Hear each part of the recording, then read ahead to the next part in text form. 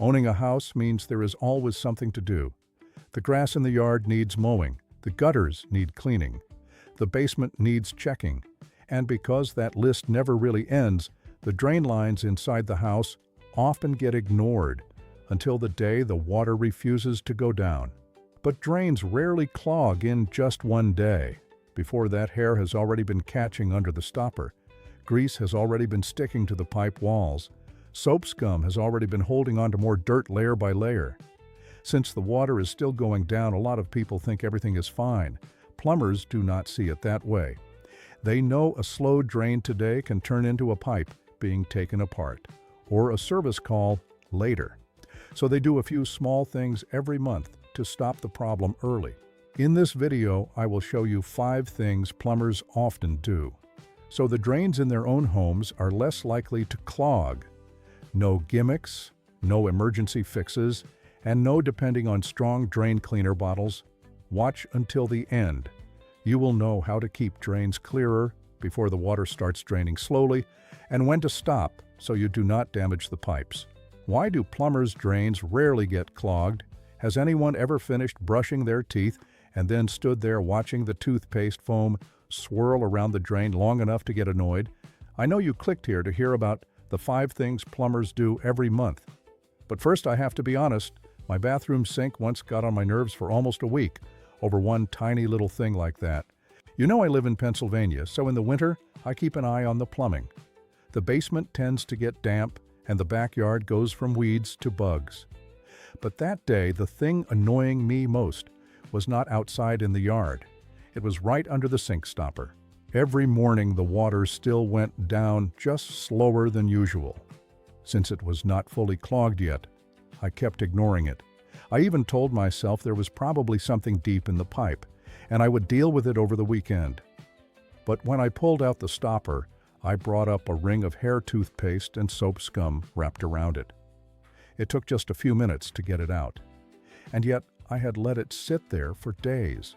After that, I heard a few more plumbers talk about it, and I noticed they all had one thing in common.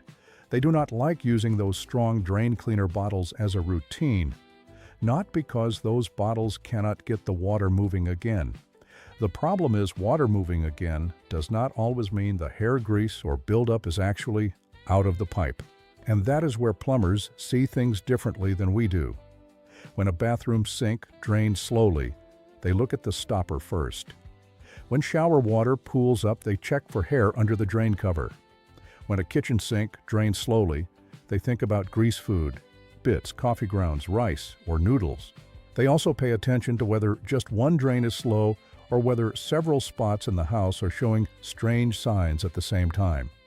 One slow sink can still start from something near the drain opening, but when the kitchen, sink, shower, and toilet are all gurgling, draining slowly, or backing up, that is no longer some little issue under the sink. So the 5 things below are not emergency fixes for when the water has already stopped moving.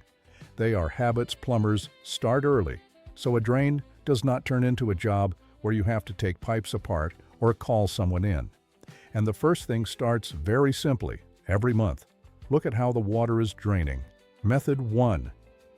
Check how the water drains every month. I know it sounds a little odd, but the quickest way I still use to check the drains in my house is to run the water and stand there watching it go down. There is nothing complicated about it.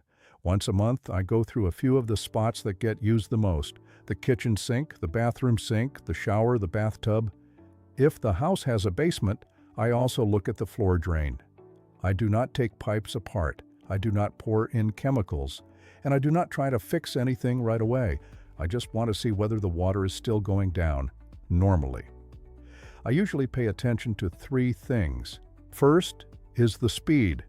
Does the water drain away like it always does, or does it keep swirling around the drain opening longer?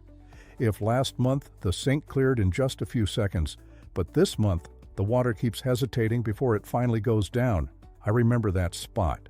Next is the sound. Normally, after I run the water, I just hear the water go down, and then that is it. But if there is still a gurgling sound under the pipe after that, or that sound shows up at the toilet or the floor drain, I pay attention right away. A lot of times the issue is not just that the water is moving slowly, but that the air in the pipe is being blocked too. Finally, there is the backup reaction. You run water in the sink, but the toilet water bobs up and down. You take a shower, but the floor drain bubbles or smells. Those signs are more worth noticing than one slow sink by itself. And if the same spot slows down again just a few days after you dealt with it, I do not call that a minor clog anymore. I take it as a sign that it needs a closer look because the real cause may still be sitting in the pipe. Once you know which spot is starting to have a problem, the next thing is figuring out how to keep the little stuff from going down there every day. Method 2. Stop debris right at the drain opening. There is one thing in the house that is so cheap, a lot of people do not even think of it as maintenance. But trust me, without it. In the kitchen sink or shower, your pipes are catching all kinds of stuff every day. It is a drain strainer. In the kitchen, I use the kind with small mesh, the one that fits neatly into the sink drain. After washing dishes or prepping food, I do not blast the water to wash the bits away. I lift the strainer out, tap it straight into the trash, then rinse it under the faucet. Rice noodles, vegetable scraps, tiny seeds, coffee grounds, whatever you see sitting on it, dump it right away. Do not let it soak there all day and then slip down when you run the water hard. In the bathroom, I choose a hair catcher based on one very simple standard, easy to lift out, easy to rinse, and does not slide away from the drain opening. Some types look nice, but they are annoying to remove, and after a few weeks, you will get lazy about using them. To me, the best one is the one you will actually clean regularly. One more small tip: do not wait until the strainer is full before dealing with it. In the kitchen, as soon as you see food, bits, dump them right away. In the shower, as soon as you see hair forming a ring, take it out right away. The easier the strainer is to clean, the easier it is to keep this habit going. But a drain strainer is only the first layer of protection. It catches a lot of things, but that does not mean everything under the drain opening is always clean. And that is when I move on to the next thing, opening the easiest spots to take apart and seeing what is stuck there. Method 3. Clean the spots that tend to hold hair and build up. I like this method because it is not too complicated. Every month I only need to spend a few minutes on the spots in the bathroom that hold hair and build up the most: the stopper in the sink, the drain cover in the shower, and the first few inches right under the drain opening. For the bathroom sink, look at the pop-up stopper, meaning the stopper that moves up and down. Pull it up if it can be removed, wash the underside, then scrub around the edge of the drain with a small brush. Little hairs shaved, stubble, toothpaste, and soap. Scum love to stick around here. If you can reach the first few inches of the pipe, gently scrub that section too. No need to go rough. The goal is to pull the buildup out, not push it deeper down.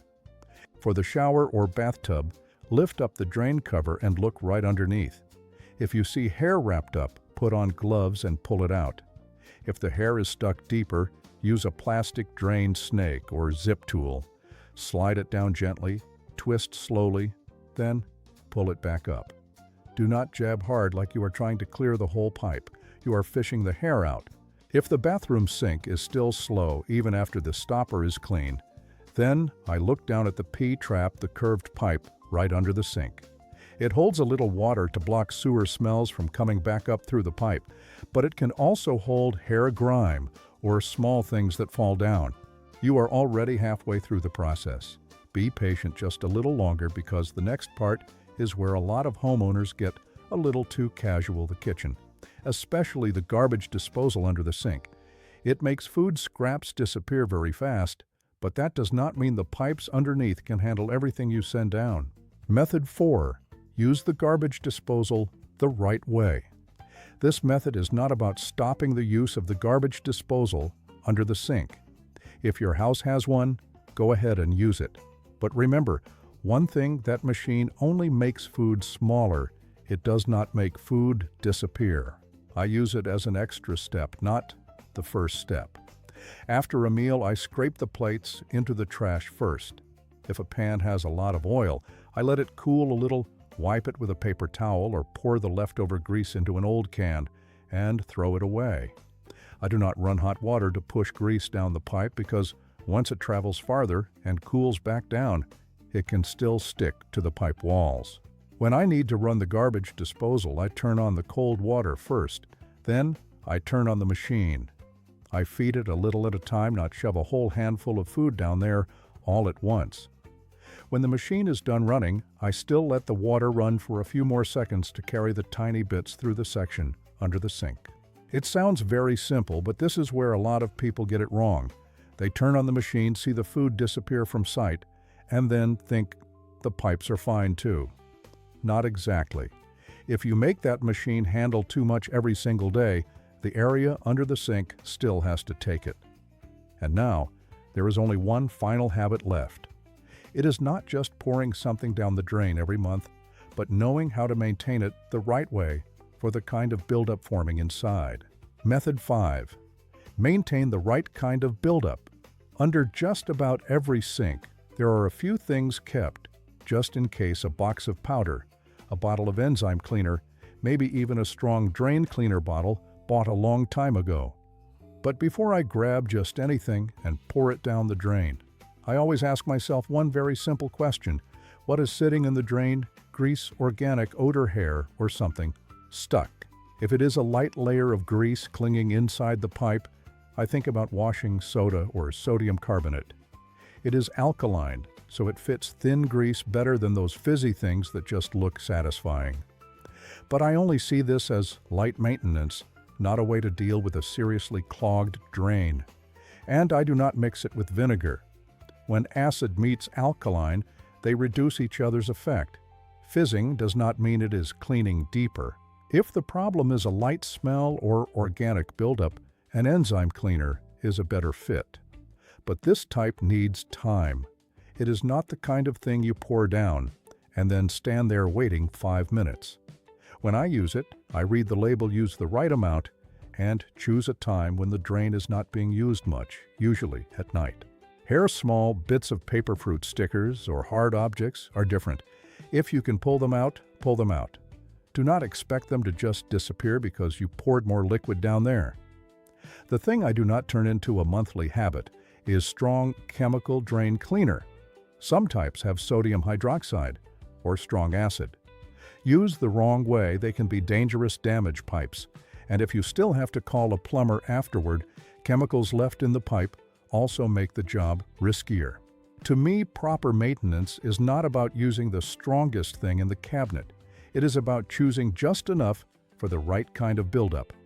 I know there are still a lot of questions. Keep following along in the next part, and I will answer all of them. Questions and answers. Question number 1. The drain is draining again now. Do I need to do anything else? Yes. I would keep an eye on that spot for a few more days. Water going down is a good sign, but it only shows that the water still has a path. It does not prove that the hair grease or buildup is out of the pipe. If the same sink gets slow again after a few days or a few weeks, I would check it more carefully. Maybe I only cleared it for the moment, while the thing causing the blockage is still sitting somewhere inside. Question number 2. When should I stop trying to handle it myself? I handle it myself when the problem is still small and visible, like hair around the stopper or under the drain cover. But if several spots in the house are showing strange signs at the same time, I stop. The kitchen sink is slow, the shower is slow too, the toilet is gurgling, or the water is bobbing up and down. That does not look like one small clump of hair anymore. If water is backing up, there is a strong sewer smell, or it comes right back after I just dealt with it. That is when it is better to call a plumber. Question number 3. What if I already poured in chemical drain cleaner? First, do not pour in another product to make it stronger. Some chemical drain cleaners have sodium hydroxide or strong acid. If it is still in the pipe, taking the pipe apart or using a drain cable can make the chemicals splash onto skin eyes or clothes. If you have to call a plumber, tell them honestly right away that you used chemicals. There is nothing to be embarrassed about. That information helps them handle it more safely. Question number 4. Should baking soda, vinegar, or boiling water be used every month? I do not use them as one fixed recipe for every drain. Baking soda with vinegar makes a satisfying fizz, but fizzing does not mean it is cleaning deep. If you need alkalinity to deal with light grease, adding vinegar can reduce that effect. And I do not randomly pour boiling water down either, especially when I am not sure how well the pipes in my house handle heat. Question number 5. Where should I start for light maintenance? I start with the lowest risk approach. First, do not let too much trash, hair, and grease go down the drain. If it is just a light smell or organic buildup, an enzyme cleaner can work as long as you read the label and give it time to work.